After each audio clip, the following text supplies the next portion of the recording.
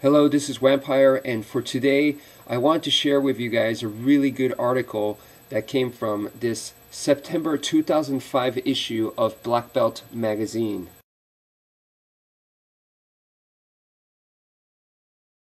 Okay, so I'm going to start with this right here. It says, the Chinese martial arts are replete with people who pride themselves on being purists. They stick to what their teacher tells them down to the last letter and can recite their sifu's every word with the utmost accuracy. This loyalty is to their credit, but such blind faith often creates prejudices against ideas from other sources that would further the development of the school, style, or practitioner. For my opinion, this is kind of sad because to me this really comes down to a person's ego, where they're bragging about lineage, how good their instructor is, my instructor is better than yours, this type of thing, and my style is better than yours, once again, this type of thing. It's very interesting because traditionally, if you take a look at 5 animal kung fus, we're talking about 5 different animal styles. You look at Shaolin, is famous for like the 18 different martial arts styles, meaning a lot of these martial arts people, they were training in multiple styles. Of course, you're going to have specialties in one style or the other, and within that, you may have a guy who's like, he has a really strong body. He has like a iron armor type, Qigong type exercises where his body can take a lot of shots. There might be another guy who decided to specialize in very, very strong legs, so he has a very good horse stance. He can kick, he can jump.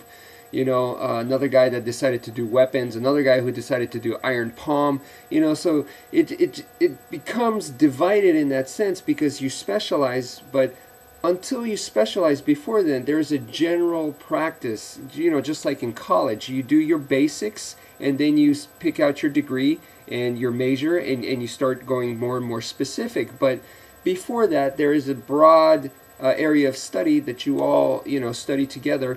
And in Japan, I know that there has been instructors where, like Morihei Ueshiba, Jigoro Kano, they exchange students together. So they would have students, their own students, go to the other school and experience the other class, So this kind of mixing to me is very, very important.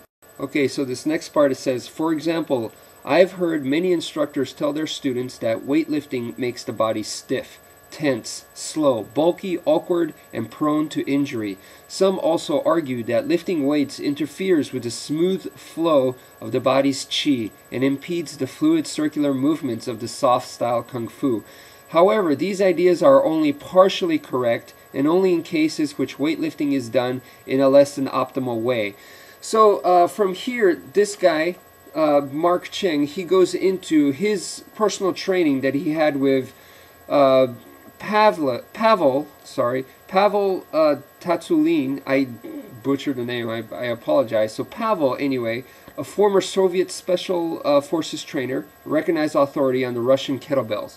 Okay, luckily, in my training, I've actually had a guy who's really into Russian martial arts, so we trained Russian martial arts together, completely under his tutelage, and he later on became a Russian martial arts instructor, and he got into Pavel as well, and I was introduced to the kettlebells, and then later on the club bells, and very interesting stuff.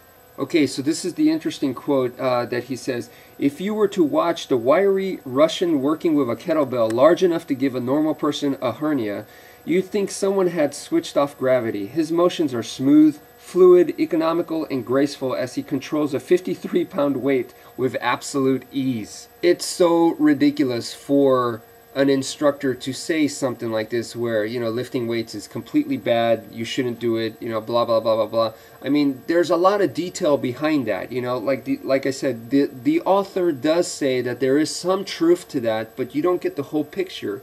So the danger lies in the student who mimics the instructor's word like a parrot without really understanding the full picture. So now he starts telling everyone else, that don't lift weights, that's counterproductive to martial arts, and it's just not true. There's more than one way, and maybe at a low level this is true, but at a higher level this is not.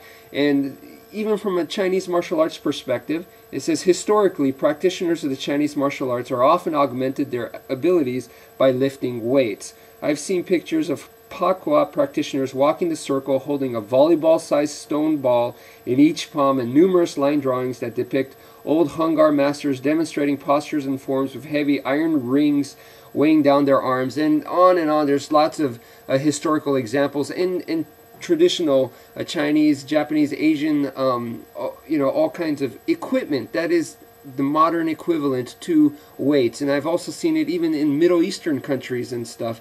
Some of the Indian grapplers and Turkish grapplers, training with very interesting clubs, humongous stone clubs and things of that nature, wood, So it's really, you have to be careful of the people that just come in and make these kinds of comments like, you should never do anything like that. You're completely wrong. Your elbows should always be this way, or you're holding the blade incorrectly, or, once again, it's a lot more broader than that. You can't just be so black and white.